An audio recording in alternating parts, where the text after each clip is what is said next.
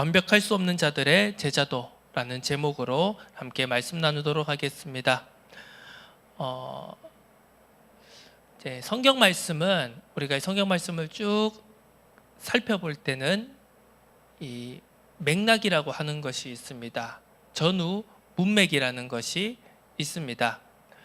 우리의 삶도 마찬가지입니다. 내가 오늘 하는 그 한마디가 내 주변 사람에게 하는 한마디가 어떻게 보면 그날 갑자기 이루어진 말일 수도 있겠지만 많은 경우에는 그 앞뒤에 문맥이 있기 때문에 그 이전에 어떤 일어났던 여러 가지 상황들이라든지 배경들이 있었기 때문에 그 말을 하고 표현을 하는 경우가 거의 대부분이라는 사실입니다. 어떤 행동이나 어떤 현상에는 이유가 있기 마련이죠. 그 앞에 있었던 배경이 있기 마련이죠. 우리가 성경을 바라볼 때도 마찬가지입니다. 물론 우리가 성경 한 구절 한 구절을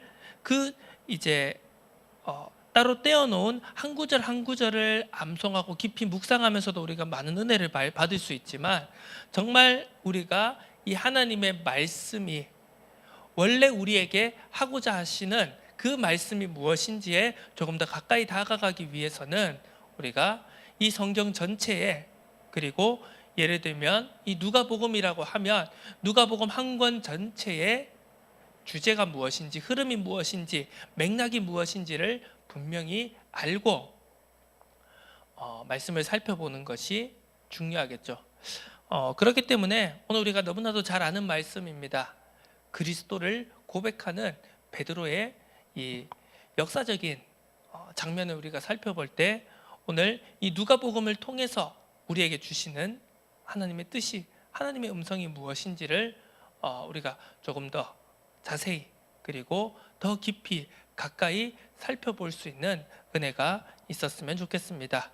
오늘은 이 9장 1절에서부터 36절의 이 본문 말씀을 우리가 하나의 덩어리로, 문맥으로 우리가 마음에 그리고 생각 속에 담아두고 오늘 이 말씀을 살펴보았으면 좋겠습니다.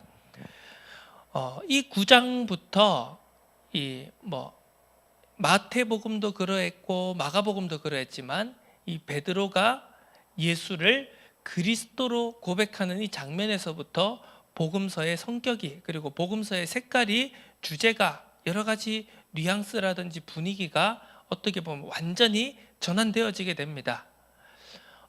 그 전까지는 그저 선지자 중에 한 사람이구나, 좋은 선생님이구나, 랍비구나, 굉장히 어떤 능력이 많으신 분이구나, 정말 우리가 지금 이 희망 없고 절망과 좌절밖에 남지 않은 우리의 현실 속에 하나님께서 정말 수백 년 만에 선지자를 이 땅에 보내주셨구나 라는 정도의 느낌이었다면, 이제는 본격적인 이스라엘을 향한, 그리고 이 세상을 향한, 온 인류를 향한 하나님의 계획이 드러나고, 이제 그것이 이루어지는 분위기로 전환되어지게 됩니다.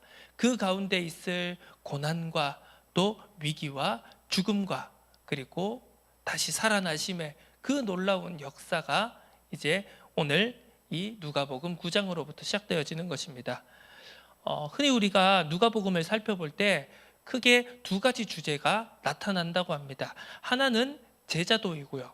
제자란 그리스도의 제자란 어떻게 걸어가야 되는가, 그리스도의 제자란 과연 무엇인가라는 제자도가 선명하게 강조되어지고, 그 다음으로는 이제 기독론이 나오게 됩니다.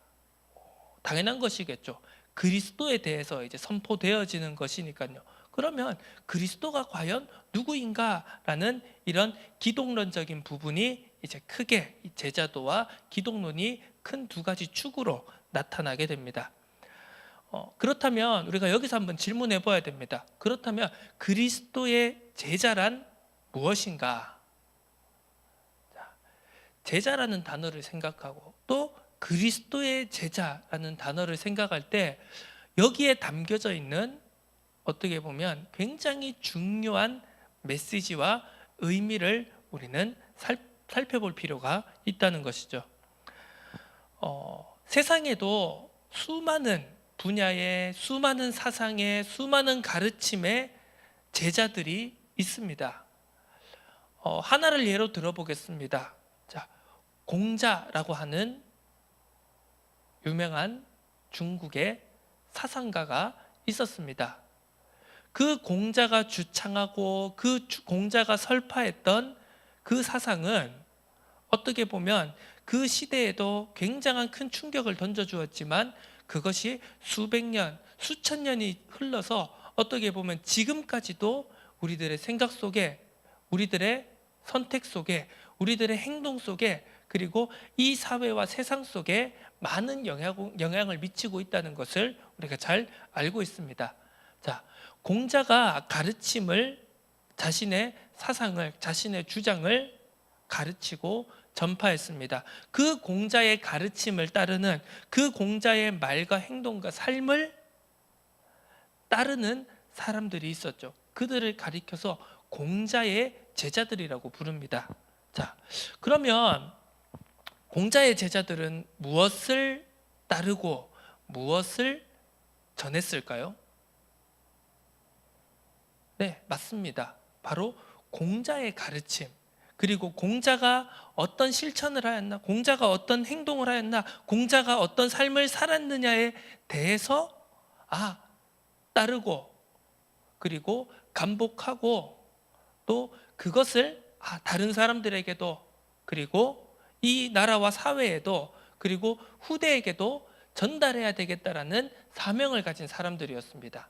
자, 그렇다면 공자의 제자들은 공자의 것만 전하면 되는 사람들이겠죠.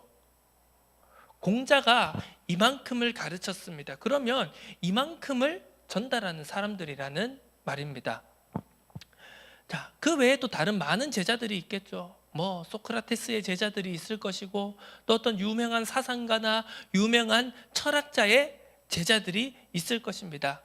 지금도 보면 수많은 가르침, 이론, 학문, 사상들이 매년 수도 없이 그런 가르침과 이론들과 사상들이 나오게 되고 발표되어지고, 또 그것을 추종하고 그것을 따르고 전달하는 수많은 그런 사상들과 철학들과 가르침의 제자들이 있습니다.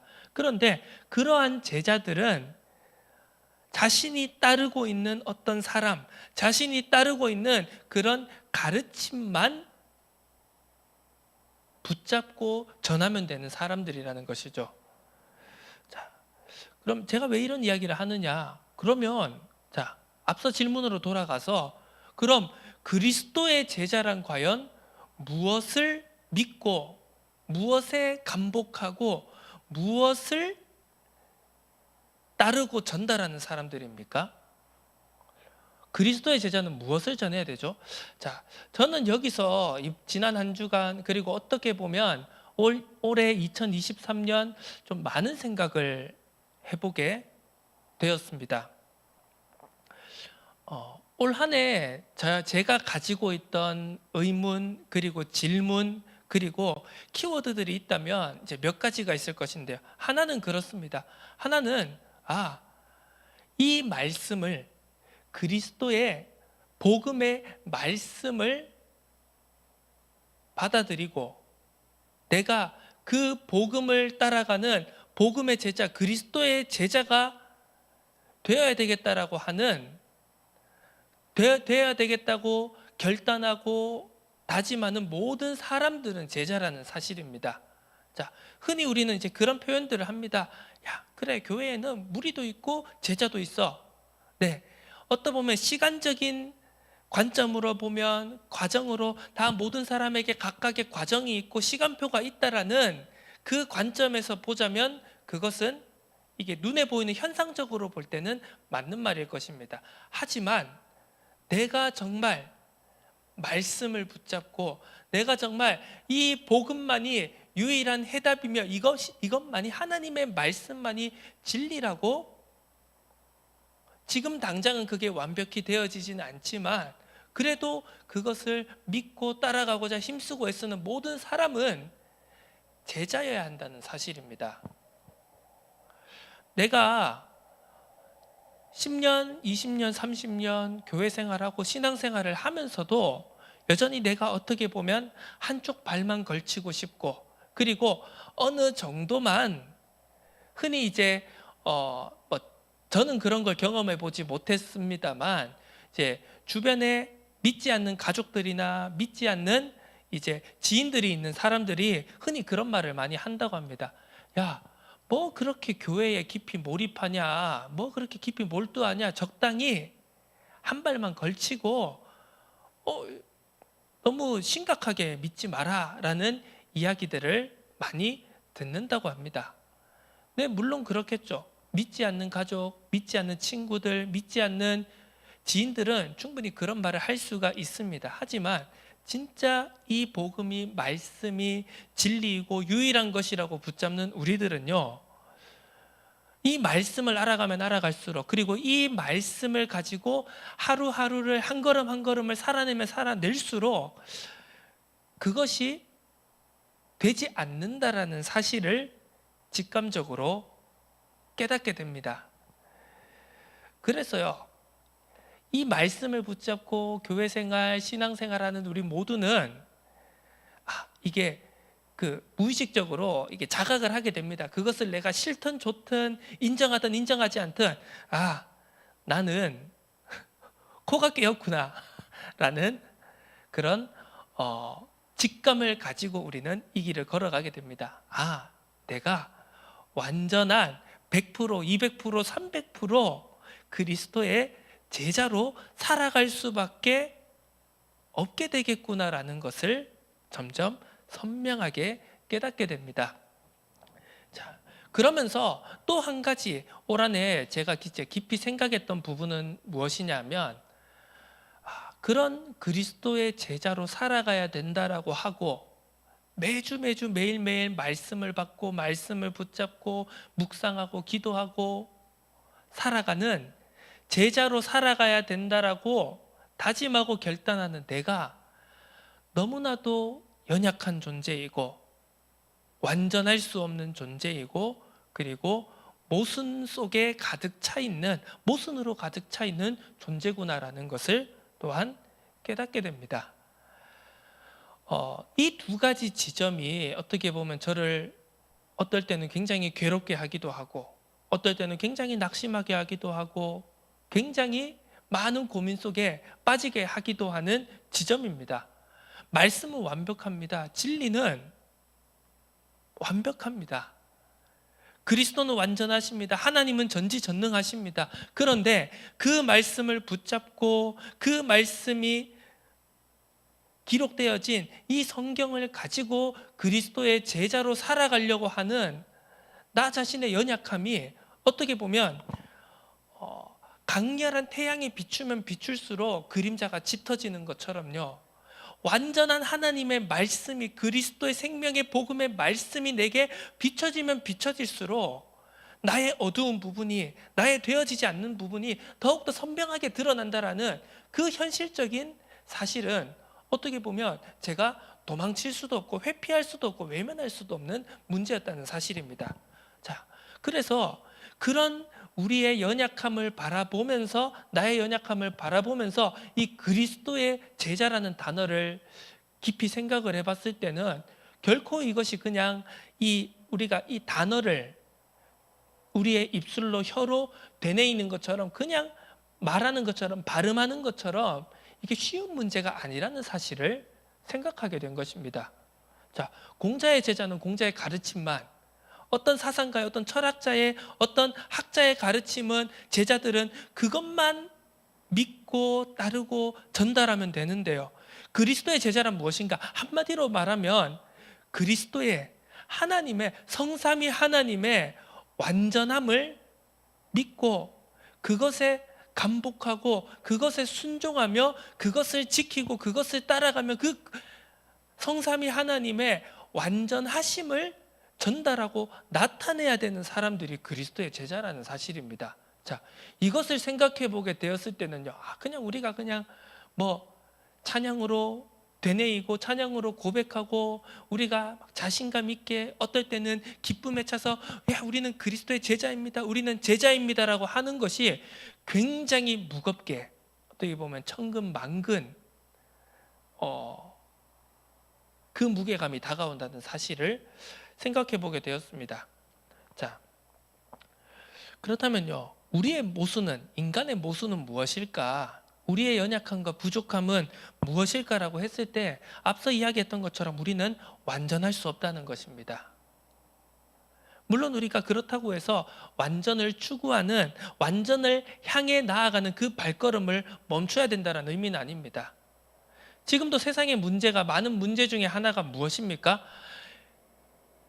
어떻게 보면 수많은 정보들이, 그리고 수많은 지식들이, 경험들이, 그리고 수많은 세상의 정보들로, 미디어로, 그런 것들로 우리에게 알려주는 것들이 어떻게 보면 결말을 미리 예고하는 것처럼 보이기 때문입니다. 자, 지금 내가 가지고 있는 것, 지금 내 배경, 학력, 여러 가지 내게 주어진 것들, 그리고 그것을 가지고 그걸 조합하고 뭉쳐 나가서 내가 어느 정도까지 성공할 수 있을 것인가, 어느 정도까지 내가 원하고 바라는 것을 이룰 수 있을 것인가라고 딱 견적을 내어봤을 때요, 물론 예전처럼 정보도 많이 없고 이런 무엇인가 알 수 있는 기회도 많지 않고 경험들이 공유되어지는 것도 쉽지 않고 이런 시대에서는요, 야, 모르지만 그래, 우리가 열심히 노력하면 할 수 있지, 노력하면 안 되는 게 어딨어라고 진짜 맨 땅에 헤딩하듯이 부딪히고 또 그것을 실제로 이루어내는 시대가 있었다고 한다면, 어떻게 보면 지금의 세대들, 이 시대를 너무나도 급변하고 많은 것이 변하여지고 많은 것들이 홍수와 같이 지식과 정보들이 우리에게 막 물밀듯이 홍수처럼 주어지는 이 시대 속에서는요, 어떻게 보면 굉장히 내 미래가, 내 결말이, 그리고 내가 어느 정도까지 올라갈 수 있을 것인가가 점점 자명해 보이는 시대를 우리가 살아가고 있기 때문에 많은 사람들이 지레 짐작, 아, 나는 안 되는구나, 내가 이 정도까지 욕망이 있고 야망이 있고 내가 바라는 것들이 있는데, 내가 여기까지 가는 것은 절대로 이 시대 속에서는, 이 사회 속에서는, 내 생에서는 불가능하겠구나라는 그런 선명한 생각이, 결론이 보이고 들리는 것 같기 때문에 지레짐작 다 포기해버리는 것입니다. 욜로라고 하는 것이든지 그냥 인생을 즐겨라 라고 하는 그런 시대적인 메시지에는 그런 배경과 상황들이 깔려있기 때문일 것입니다. 그럼 우리도 마찬가지인 것처럼 보이는 거죠. 우리는 완전을 향해서, 그리고 완전하신 그리스도, 완전하신 하나님, 완전하신 성삼위 하나님을 따라가고 또 그것을 나타내야 되는 제자들인데, 내 삶을 보니까, 내 현실을 보니까, 나 자신을 보니까 전혀 그걸 할 수 없는 것처럼 보이기 때문에 그것이 발견되어지고 그 현실을 직면하는 순간 많은 신앙인들이 안 되는구나, 그냥 지레짐작 거기에서 멈춰버리는 상황이 발생하는 것입니다. 자, 우리는 내가 비록 완전할 수 없다고 하더라도, 내가 결코 100%를 이룰 수 없다고 하더라도 우리는 그 완전을 향한 열망과 그 완전을 향한 갈망과 그 완전을 향한 그 방향으로 한 걸음 한 걸음 걸어가는 것을 포기해서는 안 된다는 사실입니다. 자, 어떻게 보면 신앙생활이라는 것이 하나님을 믿고 하나님을 신앙한다는 것이 바로 그런 길이 아닐까라는 생각을 하는 것입니다. 자, 그런데 문제는 무엇이냐? 이 우리의 완전할 수 없다라는 현실, 그리고 하지만 그 속에서도 우리가 어떻게 보면 계속해서 끊임없이 의미를 찾아가고 목적을 찾아가고 방향을 찾아가고 인생의 의미를 찾아가는 그 인생 속에서 완벽하고 싶지만, 모든 것을 완벽하게 이루고 싶지만 완전할 수 없다라는 그 모순 속에서 어떻게 보면 내 모순은, 내 부족함은, 내 연약함은 직면하지 못하고 다른 사람의, 그리고 어떤 내가 속해 있는 사회에, 내가 속해 있는 세계 속에, 내가 속해 있는 어떤 그런 속에 부족하고 연약하고 안 되어지는 것들이 선명하게 보이기 때문에 어떻게 보면 거기에서 문제가 시작되는 것이라고 할 수 있겠습니다. 지금 우리가 앞서 복음서 누가복음 앞부분을 통해서 계속 살펴봤던 것이 무엇입니까? 세상과 접촉하는 복음, 그리고 그리고 무엇입니까? 제가 제목이 순간 인격과 접촉하는 말씀, 그리고 세계와 접촉하는 권능. 이제 지난 3주 동안 이 어떻게 보면 이 흐름이 연결되어지는 것 같은 이 세 개의 제목들을 가지고 우리가 말씀을 살펴봤는데요. 자, 바리새인 시몬 얼마나 모순적인 존재였습니까? 자기 자신도 완벽하지 않으면서 자기 자신도 주어진 모든 말씀들과 율법들과 전통들을, 규율들을 완벽하게 지키는 것도 아니면서 자기 옆에 있는, 자기 주변에 있는 자기의 이웃인 그 연약한 죄인인 죄를 지은 여인의 그런 부분들을 판단하고 정죄하는 모습들, 그리고 그런 여러 가지 수많은 모순적인 모습들을 보면서 이것이 어떻게 보면 하나님의 진짜 뜻과 계획과 우리를 향하신 그 소원을 놓치고 어떻게 보면 내가 하나님 잘 믿는다고 하고, 나는 잘한다고 하고, 나는 신앙생활 잘하고, 나는 하나님을 그 누구보다도 잘 따르고 섬긴다라고 하는, 어떻게 보면 신앙인들의, 하나님 믿는다고 하는 사람들의, 그리고 어떻게 보면 우리의 모습이라고 할 수 있지 않겠습니까? 유명한 사상가이자 철학자였던 이 니체는 이런 말을 했다고 합니다. 당신이 시면을 오랫동안 들여다보면 시면도 당신을 들여다볼 것이다 라는 말을 했다고 합니다. 이 말의 의미는 이제 삶의 본질적인 의미나 목적이 없음에 대한 그런 인간 본성의 현실의 허무함을 표현했다고 많은 사람들은 이야기를 합니다. 자, 시면을 봅니다. 내 인생에 어떤 의미가 있는지, 본질적인 의미나 목적이 있는지 열심히 시면을 깊이 들여다보고, 나는 무엇일까? 나는 왜 존재할까? 나는 왜 이 땅에 태어났을까를 쫙 들여보면서 쭉 들여다보게 되면, 그러면서 이 땅에 있는 여러 가지 문제들이라든지 현상이라든지 부조리라든지 인간의 연약함이라든지 인간이 얼마나 나약한 존재라든지 이런 것들을 계속 들여다보게 된다면 결국 어떻게 된다고 합니까? 결국 나 자신에 대한 허물로, 그리고 내 자신의 존재의 의미를 놓쳐버리고, 그래, 이 땅에 그리고 내가 태어난 진짜 이유는 없구나, 본질적인 의미나 목적은 없구나 라는 것을 이렇게 발견하게 된다라고 하는 것이죠. 자, 여기에 대한 의미는 그렇게 중요하지 않지만 저는 오늘 이 표현을, 이 문장을 오늘 말씀에 맞게 한번 바꾸어서 한번 이야기해 보고자 합니다. 무엇이냐? 당신이 모순을 오랫동안 들여다보면 모순도 당신을 들여다보게 될 것이다.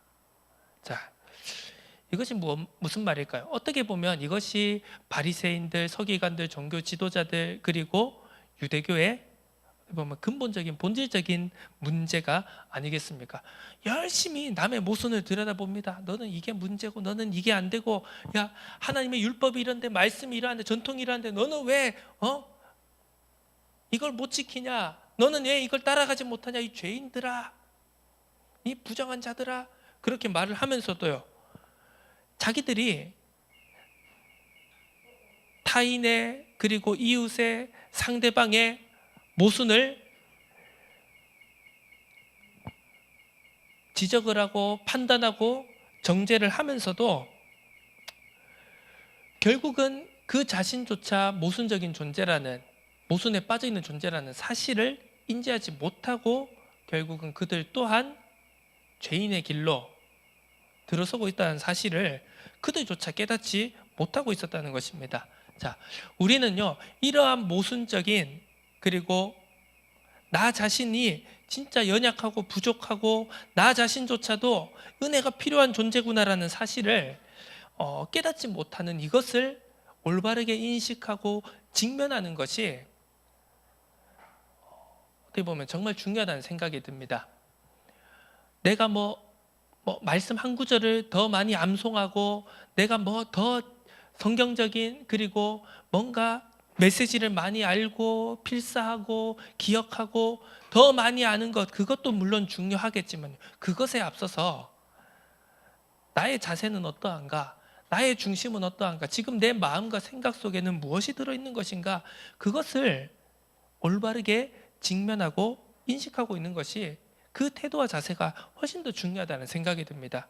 그래서 제자라고 하는 것은 결국 무엇인가를 더 잘하고 무엇인가를 더 많이 아는 것에 그치는 것이 아니라 그것을 가지고 우리에게 주어진 것을 가지고 우리는 과연 어떠해야 되는가라는 자세와 태도에 관한 부분을 우리는 끊임없이 확인하고 점검해야 한다는 사실이겠죠. 자, 또한 우리의 모순은 어디에 있습니까? 우리의 연약함은 어디에 있습니까? 분명 인간은 그렇습니다. 누군가로부터 태어났는데 누구에게서 태어났는지를 모른다는 것입니다. 세상이 그러하지 않습니까? 물론 우리의 부모님이 자신을 낳아주셨겠죠. 그런데 더 근본적으로 그러면 누가 부모님의 태에 나를 넣어줬는가? 누가 나라는 존재를 정했고 누가 나라는 존재를 만들었고 누가 나라는 존재를 이 땅에 나오도록 설계했는가라는 그 근본적인 답을 모르고 있다는 것이죠. 의미와 목적을 추구합니다. 누구나 다 믿는 사람이든 믿지 않는 사람이든 의미와 목적을 추구하는데 그 기준이 어디에 있는지를 모른다는 사실입니다. 내가 선으로 치우쳤는지 악으로 치우쳤는지에 대해서 우리는 그 선과 악을 가르는 그 기준이 0이라는 지점이 어디 있는지를 사람들은 모르고 세상은 모른다고 하는 사실입니다. 그렇기 때문에요, 끊임없이 그 기준과 의미와 목적은요, 시대마다 역사마다 변해져 왔습니다. 그리고 어떻게 보면 그 기준, 의미와 목적을 정하는 사람들을 가리켜서 우리는 시대의 영웅이다, 그리고 위인이다, 그리고 강대국이다, 제국이다, 그렇게 불러온 것입니다. 자, 그런 상황 속에서 우리는 그리스도의 제자로 부름을 받았습니다. 그리고 우리는 완전한 성삼위 하나님의 완전하심을 우리는 순종하고 따르고 그것을 전달하고 나타내야 하는 사명을 가진 존재라는 사실입니다. 자, 그렇다면 우리는 어떻게 해야 될까요? 완전함을 불완전한 우리가 어떻게 발치라도 1%라도 우리가 실천할 수 있고 행할 수 있고 그것을 따라갈 수 있는지 우리가 생각해 보아야 될 부분입니다. 제자란 한 가지만을 하는 것이, 그리스도의 제자란 결국 한 가지만을 잘하는 것이 그리스도의 제자가 아니라는 사실을 대부분 우리가 앞서 계속 살펴봤던 사실들로 우리는 확인하게 될 것입니다. 어떻게 보면요, 그리스도의 제자는 하나님의 말씀, 그 당시 우리가 예수님의 시대, 그 이스라엘의 시대를 한번 돌아가서 생각을 해본다면 그리스도의 제자는 예수님의 가르침대로라면은요, 율법도 하나님의 말씀도 다 지키고 순종해야 되는 게 그리스도의 제자입니다. 궁극적으로 말하자면은요, 원수를 사랑해야 됩니다. 70번씩 7번이라도 용서하고 사랑해야 되는 것이 제자입니다. 나를 다 내어줄지라도 끝까지 나를 다 내어주는 것이 그리스도의 제자입니다. 자, 오늘 본문 말씀에 나오지 않습니까? 제자들 인자가 고난을 받고 장로와 대제사장들과 서기관들에게 버림받고 죽임을 당한다. 또 그리고 너희들도 나를 따라오려거든 너희를 부인하고 날마다 너희 십자가를 지고 나를 따를 것이다. 목숨을 버리는 자가 목숨을 얻을 것이다. 이것을 우리가 어떻게 다 지킬 수가 있겠습니까? 그냥 이제 1대1적으로 1차원적인 방식으로 우리가 이것을 그대로 실천하려고 한다면 어떻게 보면 우리가 계속해서 그런 것들을 힘쓰고 애쓰고 노력하는 부분도 분명히 있는 거지 않겠습니까? 그래서요, 그것이 그냥 1차원적으로 적용되어지게 된다면, 그래서 많은 사람들이 이 복음의 의미와 이 목적과 그리고 어떻게 우리가 제자의 길을 걸어가야 되는가에 대한 근본적인 본질적인 물음들을 놓친다면은요, 어떻게 보면 그리스도인들이란, 기독교인들이란 그냥 왼밤 비아치면 오른밤 돌려대는, 그리고 그냥 아무 조건 없이 퍼주는, 그리고 그래서 이 세상에서는 호구되기 딱 십상인 그런 모습으로 보여지고 또 그렇게 살아갈 수밖에 없는 것이겠죠. 그런데 그것이 과연 진짜 그리스도인의 제자의 길이고 방법이겠습니까? 우리는요, 하나님의 말씀, 성경 66권을 통해 우리에게 주어진 말씀 하나하나 모든 것 속에서요, 우리의 의미와 목적과 방향과 방법과 그리고 우리가 어떻게 걸어가야 될 것인지, 한 걸음 한 걸음 하루하루를 걸어가야 될 것인지를 모든 말씀 속에서 확인하고 점검해야 됩니다. 자, 말씀을 정리해 보도록 하겠습니다. 자, 제자의 길을 어떻게 가야 되는가?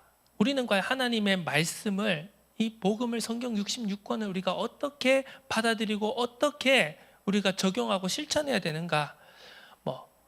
모든 것을 오늘 얘기할 수 없겠지만 간단하게 오늘 하자면, 자, 지난 몇 주간 동안 우리가 이제 복음에 대해서, 말씀에 대해서, 그리고 그 말씀을 올바르게 순종하고 반응하게 하기 위한 권능에 대해서, 기적과 능력에 대해서 우리가 함께 말씀을 나눴습니다. 자, 능력 분명히 우리에게 필요하겠죠. 그런데 능력은 말씀의 조명을 받아야 합니다. 자, 세상에 예수의 이름으로 행하는 수많은 지금도 뭔가 기적이나 치유의 역사나 그런 엄청난 기적들이 일어나는 것처럼 보입니다. 그런데 그것이 말씀의 조명을 받지 않는다면, 성경 66권의 조명을 받지 않는 능력, 기적, 권능이라는 것을 과연 우리가 하나님의 역사다, 그리스도의 역사다라고 우리가 인정할 수 있겠습니까? 그래서 능력이 있다고, 능력이 나타난다고 우와 무조건 하나님이 역사하셨다, 거기에서 그치는 것이 아니라 능력은 항상 말씀의 조명을 받아야 합니다. 자, 그러면 말씀, 우리가 어떻게 보면 금과 옥자처럼 절대로 다른 것으로 뭔가 훼손해서도 안 되고 어떤 다른 이설이나 질문이 허용되지 않는 것처럼 보이는 이 말씀도 분명히 조명을 받아야 됩니다. 자, 이 말은요, 여러분들이 오해하지 마시기를 바랍니다. 말씀이 불완전하기 때문에 뭔가 조명을 받아야 되고 점검을 받아야 된다는 뜻이 아니라, 이 말씀을 붙잡고 살아가는 우리가 불완전하고 연약하기 때문에 이 말씀을 날마다 확인해야 된다는 사실입니다. 그래서 사도행전 17장에 베레아의 성도들이 무엇이라고 했습니까? 바울이 전달하는 이 하나님의 말씀이 그런가 하여 날마다 성경을 상고했다고 말씀하지 않습니까?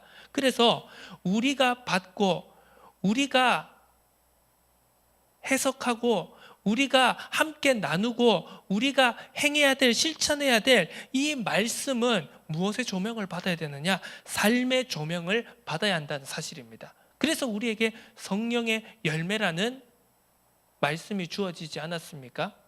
정말 말씀이 이것이 하나님의 뜻이다, 우리를 통하여서 하나님이 우리를 통하여서 나타내시고자 하는 하나님의 뜻이다라는 것을 확인하기 위해서는 가장 간단하게는 성경에서는 성령의 열매에 대해서 말씀하고 있는 것 아니겠습니까? 그러면서 행함이 없는 믿음은 죽은 믿음이다, 너희는 날마다 두렵고 떨림으로 너희의 구원을 이루라 라는 그러한 말씀들이, 물론 믿음으로 구원받는다, 이신칭이 믿음으로써 의에 이를 수 있다라고 말하는 그런 은혜와 긍휼이 담긴 말씀처럼, 또 동시에 반대로 믿음이 날마다 우리들의 삶 속에서 확인되어지고, 그리고 점검되어지고, 말씀이 검증되어져야 되는 우리의 삶으로, 우리가 걸어가는 한 걸음 한 걸음으로 나타나야 한다라는 사실입니다. 다른 측면에서 얘기해 볼까요? 장로교가 있습니다, 감리교가 있습니다. 그래서 특히 한국에는 그게 심하죠. 장로교가 맞다, 감리교가 맞다, 무슨 칼빈주의가 맞다, 웨슬리안이 맞다, 이런 여러 가지 이야기들, 신학적인 이야기들, 교리적인 이야기들을 하는데요. 자, 어느 교단도 어느 가르침도, 어느 신학도, 어느 교리도 완벽한 건 없습니다.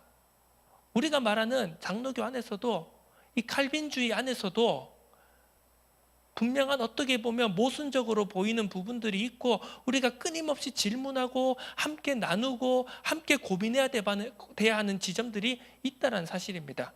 그래서 이러한 관점에서 보면 어떻게 되죠? 장로교는 감리교의 조명을 받아야 됩니다. 우리가 지금 장로교회 그리고 칼빈주의의 그런 노선을 가지고 색깔을 가지고 우리가 신앙생활을 하는데, 과연 거기에는 우리가 놓치고 있는 어떤 모순이, 허점이, 연약한 부분이 없는가? 그러면 그것을 어디에서 조명해야 되죠? 우리가 부족하다라고 말하는 다른 쪽에 조명을 받아야 된다는 사실입니다. 그래서 우리가 어떤 것을 점검해야 되는가? 우리가 어떤 것을 보완해야 되는가? 우리의 연약하고 우리가 눈 돌린, 우리가 바라보지 않은 우리의 그늘은, 그림자는 어디에 있는가? 그것을 바라봐야 된다는 것이죠. 감리교 또한 마찬가지입니다. 감리교 또한 장로교의 조명을 받아야 되고, 다른 교리의, 다른 신학적인 가르침의 해석의 조명을 받아야 한다는 사실입니다. 자, 우리 삶을 통해서 완전을 이룰 수 없다고 저는 생각합니다. 하지만 그 방향으로 한 걸음 한 걸음 걸어가게 하는 힘은 모순을, 그리고 우리의 연약함을 외면하지 않고 인정하는 것입니다. 그것을 올바르게 직시하고 그 속에서 어떻게 하나님의 우리를 세우심, 우리를 한 걸음 한 걸음, 그리고 한 단계 한 단계 더 제자의 길로 가까이 다가가게 할 것인가라는 그 부분을 우리는 정확하게 볼 수 있어야 되는 것입니다. 자, 그리스도의 제자는 말로만 하는 것처럼 쉬운 길이 아닙니다. 세상에 있는 한 세상의 한 입장을 따르는 여타 제자들이 아니라, 모든 것을 염두에 두고 모든 것에 대한 완전을 궁극적으로 추구해야 되는 자들이 바로 그리스도의 제자들이기 때문입니다. 그래서 우리는 순간순간의 과정에서 세상의 불완전을 바라보는 만큼, 내 옆 사람의 연약함을, 내 옆 사람의 모순을 바라보는 만큼 자신의 불완전과 자신의 모순과 자신의 연약함을 마주하면서 위로부터 오는 기준으로 우리가 가는 제자의 길을 날마다 점검하고 재설정해야 될 줄로 믿습니다. 그 기준이 바로 오늘 본문에 나오는 것처럼 하나님의 그리스도라는 사실입니다. 그 하나님의 그리스도라는 사실을 우리가 좀 더 소통하기 쉬운 용어로 표현하자면 바로 성육신인 것입니다.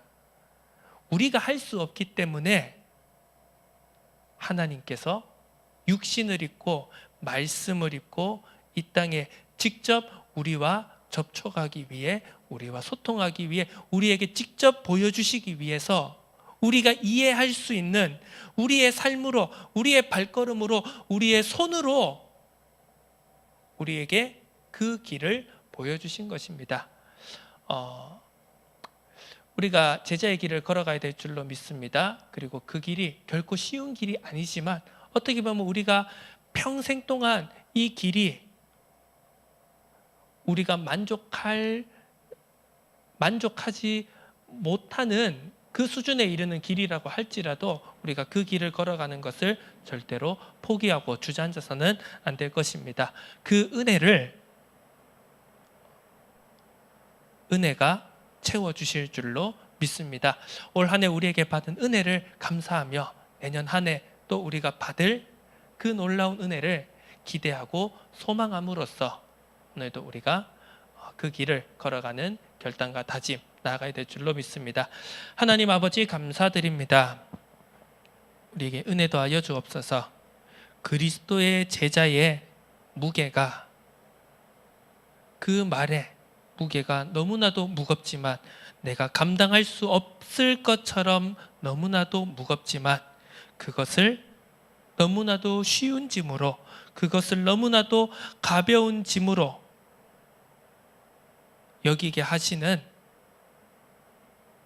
은혜가 우리에게 충만히 임하도록 역사하여 주옵소서.